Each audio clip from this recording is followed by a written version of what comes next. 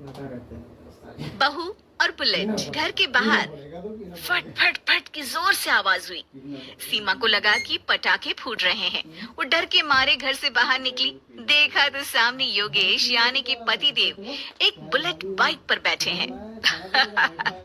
अरे डर गई क्या? बाइक लेकर आया हूँ तुम्हें घुमाने के लिए। सच में? मुझे लगा पटाखे फूट रहे हैं। अरे पटाखे भी फूटेंगे और मिठाई भी बटेगी। माँ को तो बुलाओ। माँ भी बाहर आ जाती है। अरे योगेश बेटा, इतनी जल्दी आ गया? और ये गाड़ी किसकी है? साहब की है? हाँ माँ, तुम्हारा बेटा साहब से कम है क्या? मेरी है।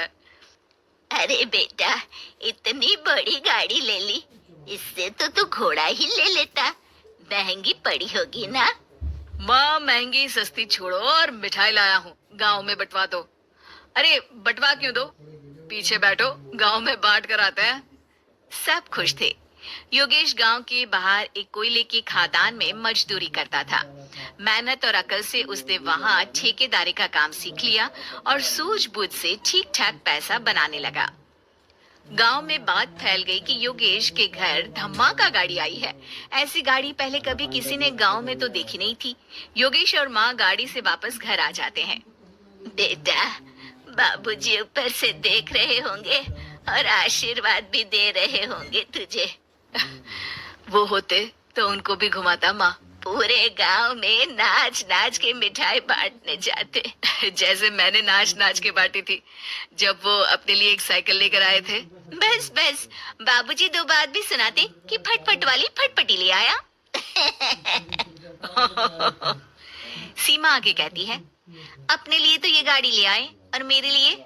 अरे ये गाड़ी तुम्हारे लिए ही तो है। पक्का मेरे लिए है? अरे पक्का तुम्हारे लिए है। अगली सुबह जब योगेश सो रहा होता है तो उसे बाहर से गाड़ी की आवाज आती है। वो घबरा कर चिल्लाता है, चोर चोर, मेरी गाड़ी ले जा रहा है, चोर चोर। माँ भी जागती है और योगेश के साथ दरवाजे की तरफ भागती है।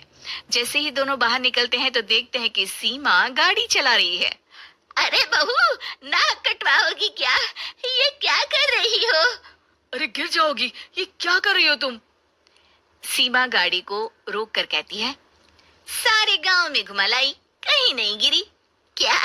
सारे गांव में घुमा लाई? अरे लोग क्या कहेंगे बहू? सोचा क्या एक बार? यही कहेंगे कि कितनी अच्छी गाड़ी है। अरे तुम्हारे बारे में। हाँ, कहेंगे ना कि देखो कितनी अच्छी गाड़ी पर बैठी है। बहू गाड़ी रखकर योगेश और सासू माँ के पास जाती है। तुमने कब गाड़ी चलाना सीखा? हमारे बाबूजी के पास पुरानी स्कूटर थी, सीख ली। फिर स्कूल में एक मास्टर जी भी ऐसी ही गाड़ी लेकर आते थे, उन्होंने सिखा दी। हाँ हाँ, स्कूल के मास्टर आजकल यही सब तो सिखा रहे हैं। पढ़ाई का कुछ सिखाते तो कुछ भला होता। अरे बहू, अब गाड़ी मत चलाना। हमारे परिवार में कभी किसी औरत ने पीछे से आगे की सीट पे आने की हिम्मत नहीं की है। तुम भी मत करना, समझी? जी समझ गई माँ जी। सीमा सास की बात सुनकर चुपचाप रसोई में जाकर उदास होकर खाना पकाने लगी है। सास सुबह सुबह मंदिर से पूजा करके लौट रही होती है। तभी उसे दो औरतें रोक लेती हैं और कहती हैं, अरे बहू को थोड़े अच्छे लक्षण भी सिखा दो।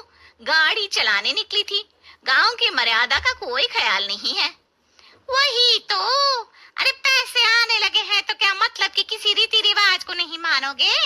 अरे समाज में रहना है तो समाज के ढंग से ही रहना पड़ता है। अरे लाज भी नहीं आई बहू को? चूल्हे चौके से निकलकर सीधे गाड़ी लेकर चौराहे चबूतरे नाप लिए, फट फट फट करते हुए। अरे कुछ कह देना उसे। अरे ये क्या कहेगी? बूढ़ी सास है, इनकी थोड़ी ना चलती होगी घर में। हाँ, बहू की ही चलती होगी, मर्जी भी और गाड़ी भी। सास सब सुनकर घर आती है और बहू को चिल्ला के बुलाती है, अरे नाक कटवा दी सबके सामने गाड़ी चलाकर। औरत जात गाड़ी नहीं चलाती।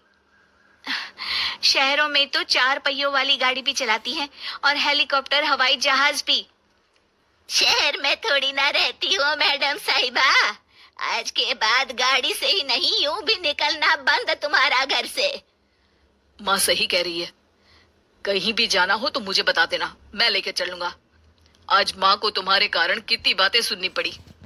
इतना कहते हुए योगेश वहां से चला जाता है। बारिश की वजह से कारखाने के रोड पर कीचड़ रहता है, इसीलिए योगेश गाड़ी घर रख कर जाता है और किसी से लिफ्ट लेकर कारखाने पहुंचता है ताकि नई गाड़ी गंदी ना हो। लेकिन शाम को इतनी तेज बारिश होती है कि उसे वापस आने का कोई साधन ही नहीं मिलता। बारिश बढ़ती जाती है, रात के 11 बज जाते हैं। रास्ते में एक नदी का ब्रिज है, अगर उस पर पानी आ गया तो योगेश कारखाने में ही फंस जाएगा। पूरी रात भूखे प्यासे बितानी पड़ेगी। घना अंधेरा, बिजली की कड़कड़ाहट और तेज बारिश। राजेश डर भी रहा था, ठंड से कांप भी रहा था। तभी उसे रोड से आती हुई एक रोशनी दिखती है। वो देखता है कि उसके सामने एक बाइक आकर खड़ी हुई है। वो ऊपर वाले को धन्यवाद देकर उस बाइक वाले आदमी की तरफ बढ़ता है, पर पास जाकर देखता है तो भौचक्का रह जाता है। सीमा, तुम यहाँ इतनी बारिश में गाड़ी पर?